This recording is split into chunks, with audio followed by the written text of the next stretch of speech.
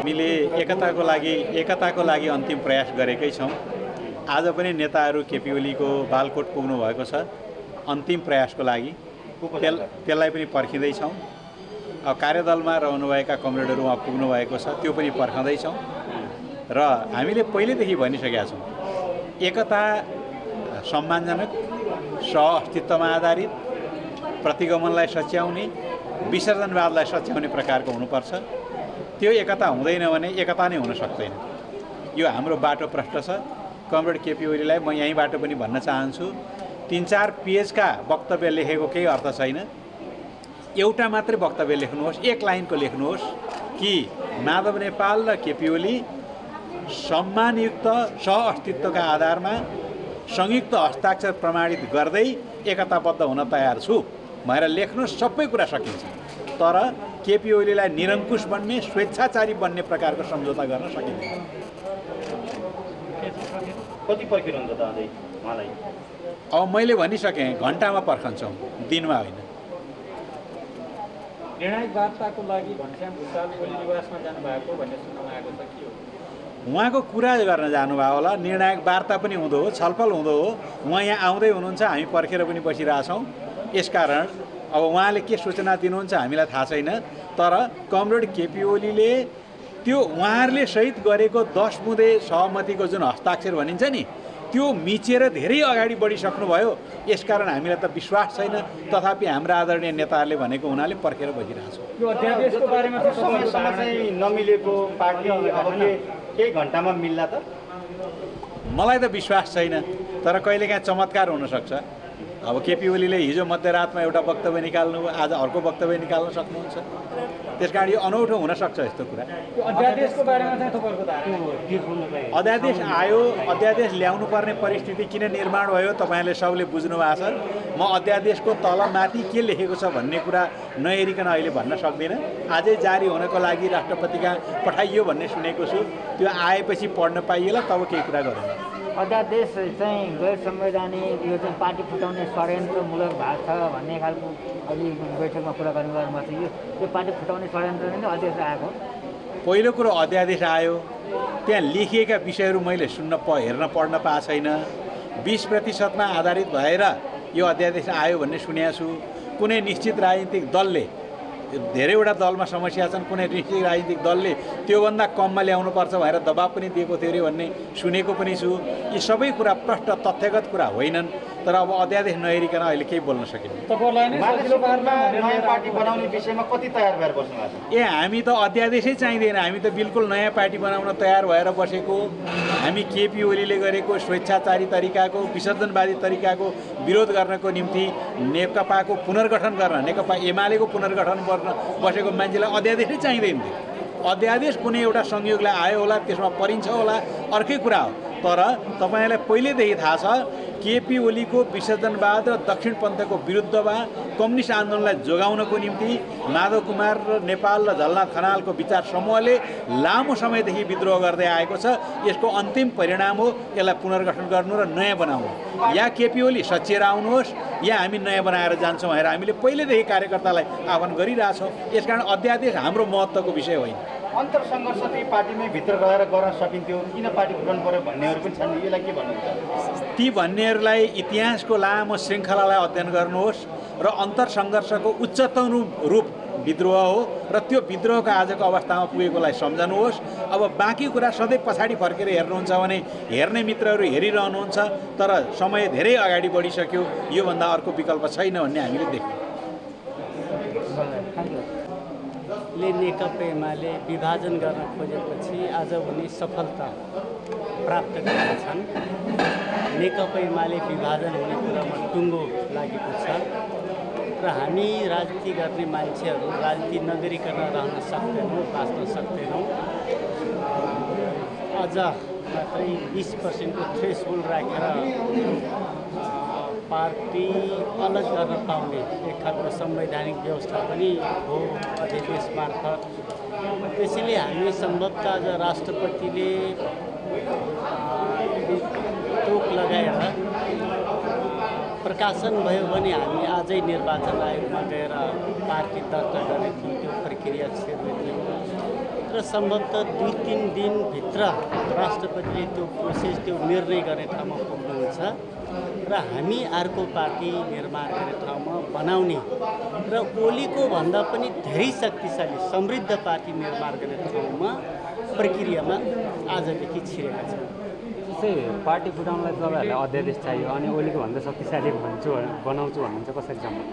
हामीले पहिले पनि भनेका थियौँ हामी विभाजन पछाडि केही समय पछाडि 4-5 महिना पछाडि हामी नेपालमा रहेका सबै कम्युनिस्ट पार्टीहरूको बिचमा एकता गर्ने। यदि एकता हुन सकेन भने निर्वाचनमा हामी वाम गठबन्धन र हामीसँग सहमत हुने राजनीतिक दलहरूसँग पनि एकता गर्ने। त्यसो गर्न सक्यो भने हाम्रो पार्टी, हाम्रो गठबन्धन मलाई लाग्छ 5वटा प्रदेशमा हाम्रै नेतृत्वमा सरकार बन्न सक्ने र सांसदभित्र पनि अहिलेको भन्दा पनि धेरै सङ्ख्यामा चुनाव जित्न सक्ने सम्भावना रहन्छ। यसैले अहिलेको भन्दा धेरै शक्तिशाली पार्टी, कम्युनिस्ट पार्टी हामी निर्माण गर्न सक्छौँ। अध्यादेशप्रति चाहिँ तपाईँहरूको धारणा के छ? अध्यादेश अब यो मुलुक लोकतान्त्रिक गणतान्त्रिक मुलुक हो, लोकतन्त्रको अभ्यास हामी गरिरहेका छौँ।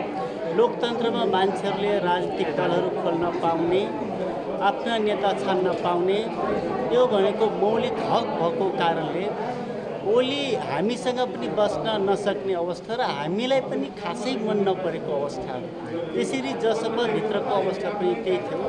त्यसैले यो अध्यादेश मार्फत कम्तीमा लोकतान्त्रिक मूल्य मान्यता जे चिज उल्लेख भएको छ त्यसलाई, त्यो भावनालाई समेटेको छ र पार्टी विहीन हुन सक्ने नेताहरूलाई पार्टी निर्माण गर्ने ठाउँमा सहयोग पुर्याएको छ। त्यसैले लोकतन्त्रलाई आत्मसात गरेको छ। त्यो तरिकाले भइरहेको छ। ओलीले ल्याउँदा चाहिँ उनी अधिनायकवादी थिए। अहिले तपाईँहरूको सहयोगमा अथवा होइन तपाईँलाई सजिलो पार्ने सरकारले ल्याउँदा चाहिँ त्यो अग्रगमनकारी भयो।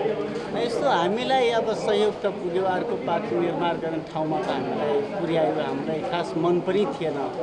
अब मन नपर्दै अब सँगै बस्ने कुरा त्यति राम्रो कुरा पनि होइन।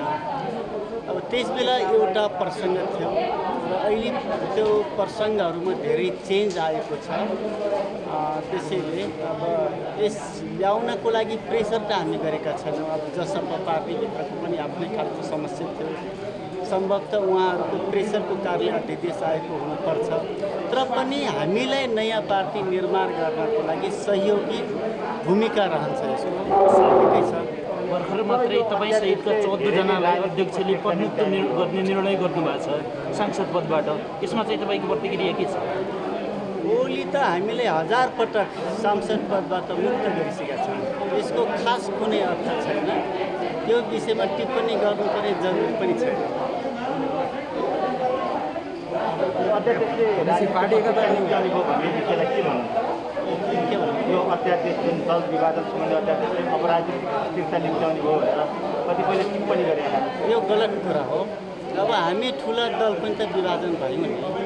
ठुला दलहरूले सरकार निर्माण गर्न नसकेपछि, बनाउन नसकेपछि, चलाउन नसकेपछि अब दलहरू एक दुईवटा दल थपिन्छ। अब दलहरू थपिँदा दलहरूको एउटा मनोविज्ञान सबै मिलेर एक ठाउँमा पुग्नुपर्छ, मुलुकलाई निकास दिनुपर्छ भन्ने मनोविज्ञान रह्यो भने मुलुक अगाडि बढ्ने हो। नभए ठुलो पार्टी ठुलो दलले पनि त निकास दिन सक्ने रहेनछ नि। त्यसैले अस्थिरता निम्त्याउँछ भन्ने कुरामा कुनै दम छैन।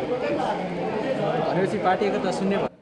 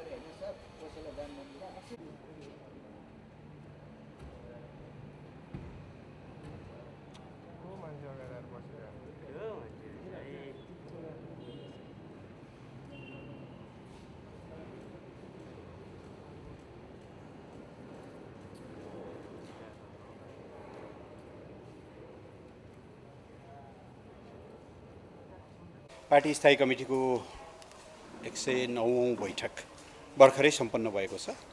बैठकले दुईवटा विशेष निर्णय गरेको छ, म यहाँलाई जानकारी गराउन चाहन्छु। निर्णय नै यहाँलाई सुनाउन चाहन्छु। संघीय संसदको चालु अधिवेशन हिजो साउन 32 गते मध्यरातिदेखि हठात अन्त्य गरिएको छ।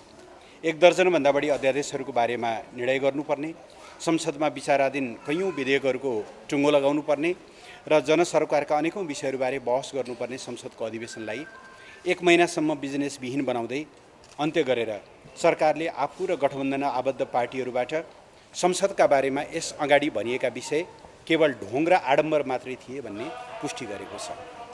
यसले गठबन्धनले विगतमा सार्वजनिक रूपमा व्यक्त गरेका अभिव्यक्ति र साझा न्यूनतम कार्यक्रममा लिखित रूपमा व्यक्त गरेको प्रतिबद्धताको समेत धज्जी उडाएको छ। यसमाथि संसद अधिवेशनलाई आकस्मिक रूपले अन्त्य गरेर पार्टी विभाजनका लागि अध्यादेश ल्याउने, प्रमुख प्रतिपक्षी दलभित्रका केही अराजक र पदोल्लुप व्यक्तिहरूलाई विभाजनका लागि वैधानिक आधार प्रदान गर्ने र लोकतान्त्रिक प्रणालीभित्र चरम विकृति र भ्रष्टता भित्र्याउने जुन तयारी गरिँदैछ, यो विषय अत्यन्त आपत्तिजनक, निन्दनीय र अस्वीकार्य छ। हाम्रो पार्टी गठबन्धन सरकारका यस्ता असंसदीय, अलोकतान्त्रिक र विभाजनकारी योजनाप्रति गम्भीर विरोध प्रकट गर्दछ। लोकतान्त्रिक प्रणालीलाई नै विवादित बनाउने र सङ्कटतिर धकेल्ने यस क्रियाकलापप्रति खबरदारी गर्दै सशक्त प्रतिवाद गर्ने सङ्कल्प गर्दछ। यसबाट उत्पन्न हुने परिणामप्रति सरकार स्वयं नै जिम्मेवार हुनुपर्नेछ।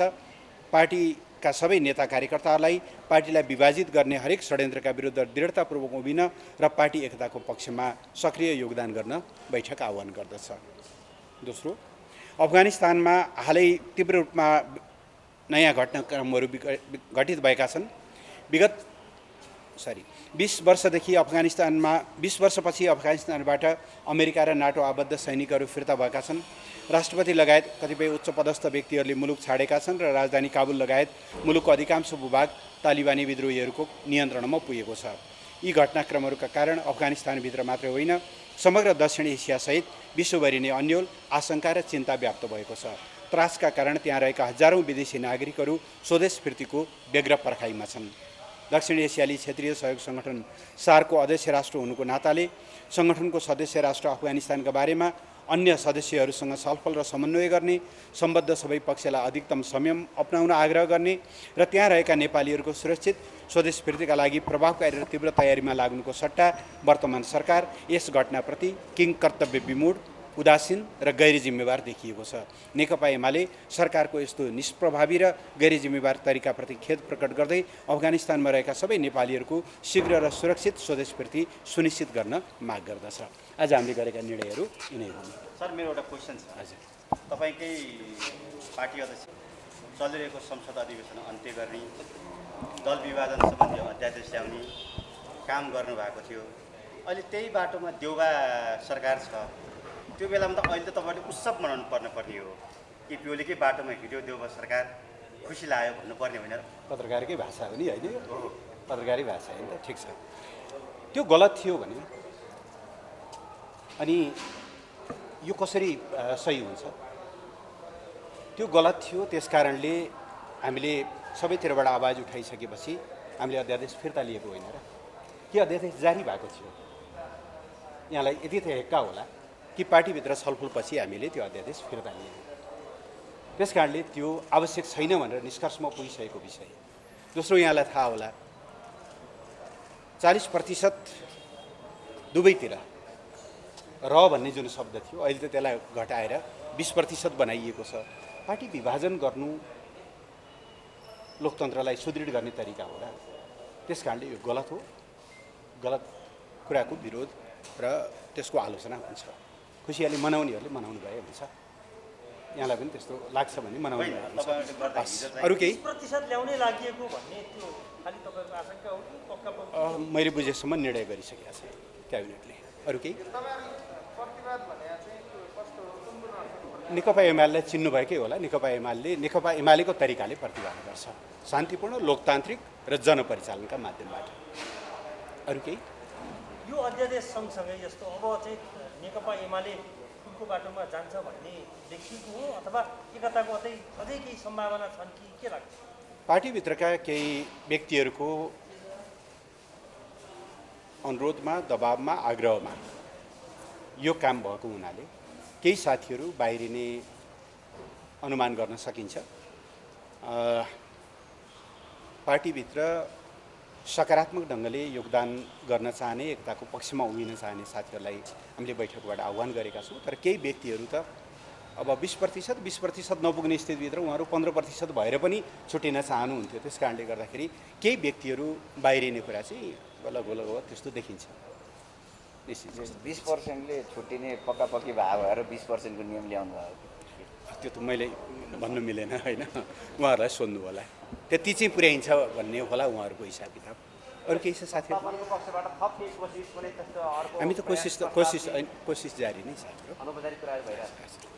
हस् त, धन्यवाद।